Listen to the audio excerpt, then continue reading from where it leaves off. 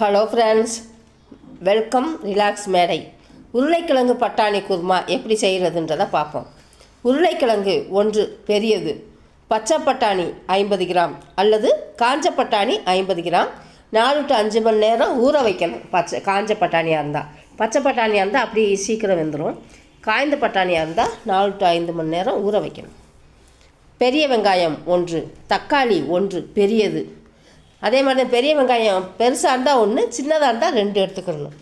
பச்சை மிளகாய் 6 to 8, நம்ம காரத்துக்கு தகுந்து இன்னும் நீங்கள் சேர்த்துக்கலாம்.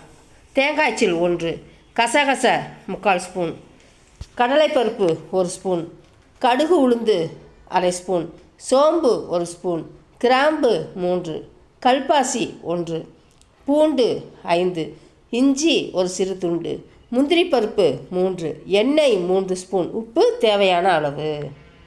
செய்முறை: முதலில் வாணலியில் எண்ணெய் ஊற்றி எண்ணெய் காய்ந்ததும் கடுகு உளுந்து கடலைப்பருப்பு 2 1/2 ஸ்பூன் போட்டு சோம்பு கிராம்பு கல்பாசி நறுக்கிய வெங்காயம் உப்பு தக்காளி போட்டு வதங்கியவுடன், உப்பு போட்டாலும் சீக்கிரம் வதங்கும், அதனால தான் உப்பு இப்போயே போடணும்.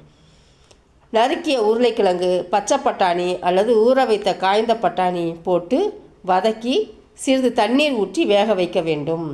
பின் நறுக்கிய அல்லது துருவிய தேங்காய்ச்சில் அரை ஸ்பூன் சோம்பு, முந்திரி பருப்பு, இஞ்சி பூண்டு, அரை மணி நேரம் ஊற வைத்த கசகசை சேர்த்து வலுவழுப்பாக அரைத்து உருளைக்கிழங்கு பட்டாணி வேக வைத்த வாணலியில் ஊற்ற வேண்டும். பின் 2 அல்லது 3 நிமிடம் கொதிக்க வைத்து இறக்க வேண்டும். பாய்.